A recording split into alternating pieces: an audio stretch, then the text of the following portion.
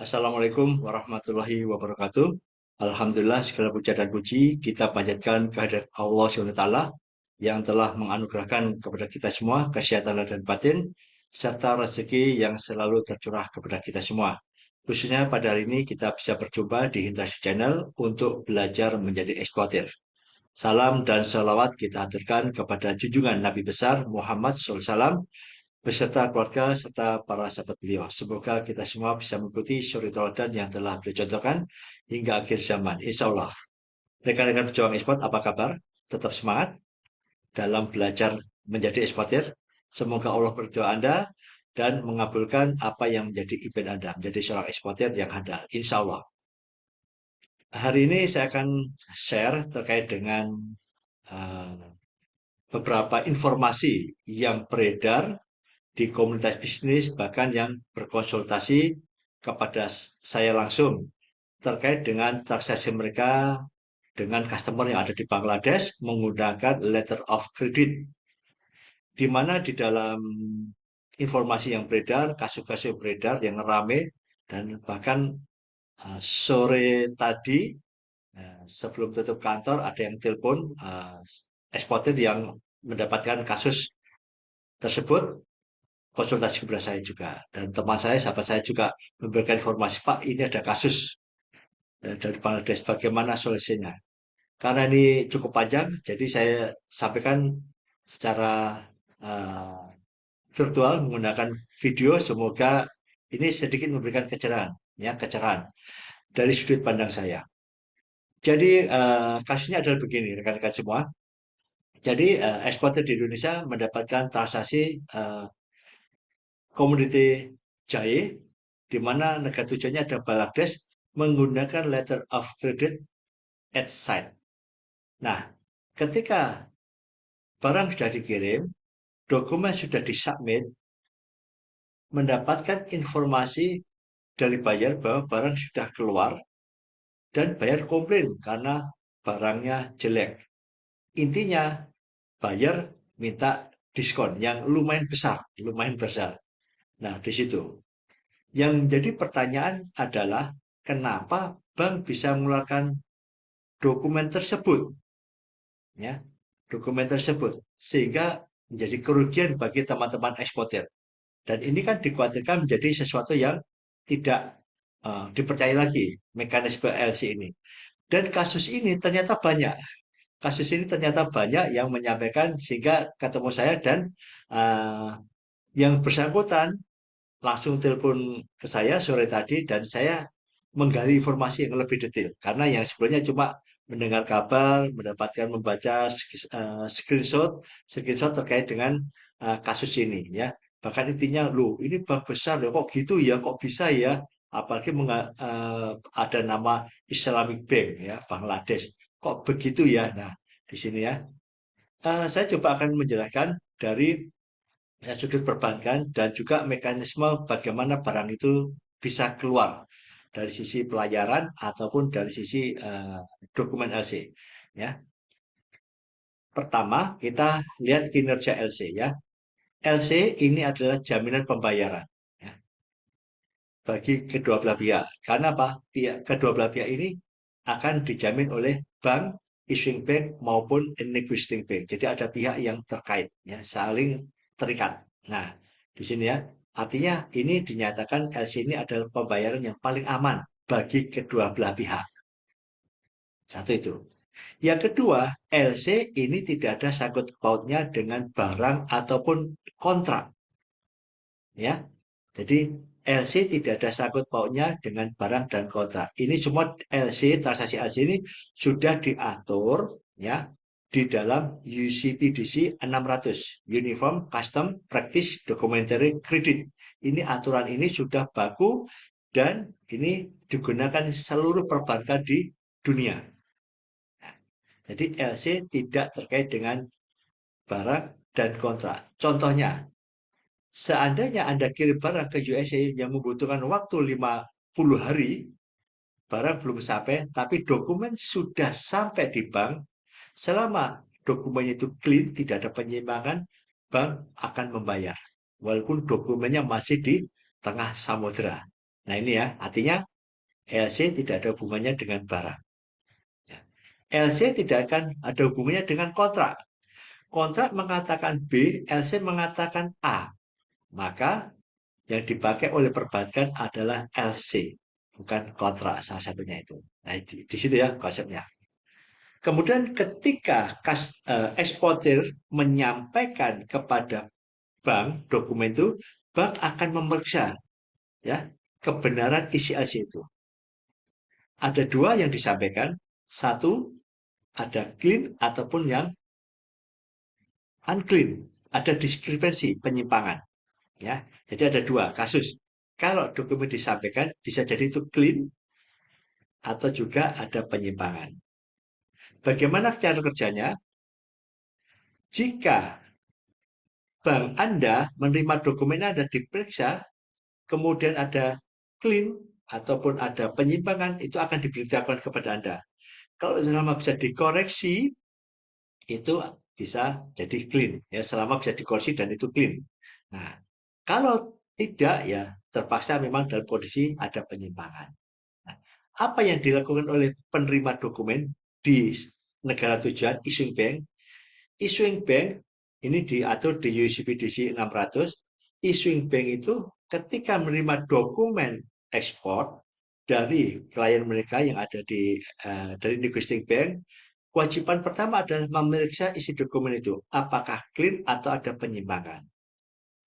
Jika ditemukan penyimpangan, langkah pertama dan sesegera mungkin harus memberitahukan kepada negotiating bank bahwa ada penyimpangan. Dia menyebutkan, menyampaikan di dalam SWIFT itu, we found discrepancy as follow. Latest shipment, expired date, percentage date, lebih dan sebagainya. Disampaikan. Dengan di bawah keterangan ada bahwa risiko ada pada Anda. Kenapa ada kata-kata seperti itu? Karena begitu dokumen ada penyimpangan, di sini LC itu batal. Dalam arti, bisa nanti ada delay payment, bisa jadi juga tidak dibayar. Karena semuanya menunggu keputusan dari importer. Bank tidak akan memutuskan, kecuali importernya setuju dengan kondisi penyimpangan itu. Ya, di situ. Tetapi kalau itu clean, tidak ada penyimpangan, 1 hari, 2 hari, 3 hari, sampai kurang lebih 7 hari tidak ada informasi penyimpangan, asumsinya itu adalah clean. Dan dalam batas waktu yang relevan kurang lebih 7 hari, bank harus bisa melakukan pembayaran, harus melakukan pembayaran. Dan pengalaman kami, transaksi seperti ini, itu kurang lebih pembayaran bisa masuk ke rekening bank kita kurang lebih 14 hari. Ya, 10 sampai 14 hari. Ya, tergantung metode transfernya melalui bank mana. Nah, di situ ya. Jadi kalau mungkin wajib membayar. Loh, kok barang itu bisa keluar? Seperti itu ya. Nah, ini yang kita selidiki. Dalam kondisi clean, dokumen itu barang itu bisa keluar kalau banknya sudah menyerahkan kepada importer. Dan dan bank akan membayar pasti ya. Kalau unclean, ya, dokumen itu ada penyimpangan, maka dokumen itu tidak akan diserahkan kepada importer. Jeleknya nanti bisa jadi itu dikembalikan kalau memang ekstrimnya betul-betul tidak dibayar ya. Jadi dokumen tidak akan diserahkan kepada importer. Nah, di sini sudah jelas bahwa bank tidak akan semena-mena mengeluarkan, apalagi itu bank besar. Dan di mana Islamic Bank itu dalam kami dulu sering bertransaksi dengan Islamic, Utara, Standard Bank, dan lain sebagainya. Dan bank tidak akan melakukan yang macam-macam, mengeluarkan dokumen asli kepada pihak importer tanpa melakukan pembayaran. Nah, di situ ya, satu itu. Bagaimana proses mengeluarkan barang? Itu ada wewenang di shipping. Shipping di agent di negara tersebut. Bank itu, shipping itu akan mengeluarkan barang tersebut asal pihak importer itu sudah membawa original BL kepada shipping tersebut, agentnya, ya. Kalau sudah sampaikan BL-nya, biasanya ditulis di BL itu ya, biasanya biasanya tertulis made out to the order of, misalkan ya, Islamic Bank Bangladesh, maka di balik BL itu akan dilakukan endorsement, ya, rilis rilis kargo to the order of, dipindah tangankan kepada importer. Nah, di belakangnya itu di endorse ya. Biasanya menggunakan blank endorse itu tidak ditandatangani. Nah, nanti importer membuat dokumen itu dengan BL-nya itu disampaikan kepada shipping. Nah, shipping melakukan DO. Nah, itu bisa keluar. Jadi, pihak shipping line itu akan merilis barang asal pihak importer bisa menyampaikan dokumen hasil BL yang ada tanda tangannya asli. Kalau tidak itu, shipping selevel apapun yang gede tidak akan berani macam-macam mengeluarkan tanpa ada instruksi ataupun ada dokumen yang disubmit, ya, berupa original bill of lading. Nah ini ya, jadi ini udah standar, ya, standar yang berlaku di perbankan. Saya coba bertanya kepada teman yang konsultasi. Anda tahu buktinya barang itu keluar bagaimana? Ada Pak videonya, ada nomor kontainernya. Nah, di situ. Tetapi ada pertanyaan. Nah, jadi ragu ketika ngecek di DHL kondisi waktu itu, dokumennya masih di DHL Pak, bukan di bank. Ya, waktu itu ya, dokumennya masih. Kok mereka bisa keluarkan barang Pak? Satu itu pertanyaannya. Nah, kalau sekarang nih sudah sampai katanya tanggal 17 sudah sampai di bank. Oke. Nah, saya memberikan solusi. Satu, untuk mengetahui pasti barang itu keluar, itu ada di shipping. Ataupun nanti ada tanyakan ke forwarder. Coba tanya menggunakan email yang resmi. Bu, tolong dicek apakah barang saya sudah rilis kargo, BL nomor sekian. Nanti tunggu jawabannya. Kalau mereka keluar, barangnya memang keluar, ya barang sudah rilis kargo. Ini resmi ya, sudah disampaikan oleh pihak forwarder ya. Nah, boleh tanyakan, keluarnya pakai media apa? Apakah menggunakan bill of lading atau telex release? Makanya saya tanya, apakah Anda menginstruksikan telex release? Enggak Pak, enggak ada instruksi sama sekali. Oke, tanyakan dulu ya kepastiannya. Ini untuk memastikan. Jangan percaya informasi yang disampaikan oleh buyer. Ini sudah LC, harus bank to bank. Ya, bank. Karena semuanya itu sudah dipegang oleh bank semua. Nah, itu ya. Jadi tugasnya adalah ngecek. Kemudian menanyakan kepada pihak issuing bank. Sorry, ke pihak bank Anda, negotiating bank. Nah, itu Bank Mandiri, BNI, BRI ya. Anda tanyakan, dokumen saya disubmit ada penyimpangan atau tidak. Nah, waktu itu dia tanya, nggak ada penyimpangan Pak. Ada satu kursi, terus di kursi. Jadi kami sampaikan tidak ada penyimpangan. Oke. Satu ya, bahwa bank diperiksa oleh negotiating bank tidak ada penyimpangan. Yang kedua, tanyakan kepada bank Anda, apakah menerima advice diskrepsi dari issuing bank? We found discrepancy as follow. Nah ini Pak akan kami tanyakan. Tapi katanya nggak ada Pak, karena ini sekarang sudah kurang lebih 7 hari. Oh, kalau nggak ada, insya Allah aman. Dalam arti uh, dokumen akan ada dibayar, akan dibayar. Nah, tapi ini sudah lebih Pak. Dokumen sudah diterima 17 hari. Nah, aturannya dari tanggal 17 sudah diterima. Perhitungan kami 17 berarti kan bank mulai menghitung. Waktu yang relevan itu kurang lebih 7 hari. Tanggal 18, 19, 20, 21. Sabtu dan Ahad tidak dihitung. Ya. Terus kemudian tanggal 24, 25. Nah, hari ini. Oh, besok. Nah, ya. Jadi kalau tidak ada penyimpangan, bisa jadi insya Allah pasti akan ada pembayaran tanggal 15. Tapi ini prosesnya adalah nanti dalam perjalanan uang itu kurang lebih bisa diterima antara 10 sampai 14 hari. Ya tergantung banknya. Jadi tolong ditunggu saja. Nah, bank saya cuma nagih Pak. Nagih ya. Jadi ketika sudah 7 hari, yang dilakukan oleh perbankan adalah melakukan first treasure, menanyakan, ya, menanyakan. Sudah sekian, tolong dibayar. Intinya begitu ya, menagih. Ya, itu nama treasure. Biasanya maksimal 3 kali treasure, ya. Tapi itu kalau sudah parah ya, biasanya first treasure itu ditagih, Ada. Kalau sampai 2 kali nggak ada, biasanya bank atau waktu saya masih di bank itu kami gentar dengan menghitung bunga. Mulai hari ke-7 itu sudah kita hitung bunga. Anda saya kenakan bunga karena terlambat melakukan pembayaran.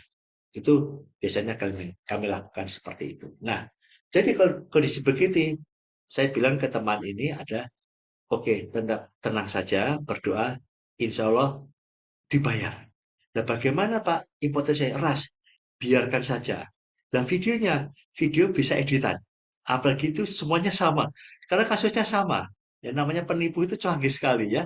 Nah, bisa jadi sama. Dan kami berkesimpulan tidak mungkin, ya, alam ya, tapi tidak mungkin bank sebesar Islamic Bank, National Bank, Utara Bank, Standard Bank, bukan Standard Charter ya, Standard Bank itu melakukan hal-hal yang menurut kami konyol, mengeluarkan dokumen itu merusak reputasi. Makanya oleh karena itu pembuktiannya adalah kalau mereka benar-benar mengeluarkan dokumen tanpa ada pembayaran kepada importer, ya, maka cek satu pihak forwarder ini memberikan informasi barangnya keluar atau dia. Kalau keluar pakai apa? Kalau dia pakai bill of lading, maka shippingnya nggak ada masalah. Karena shipping itu bisa mengeluarkan barang kalau ada bill of lading. Ya. Kemudian, berarti permasalahannya ada di bank. Nah, ini bisa dilaporkan. Kriminal.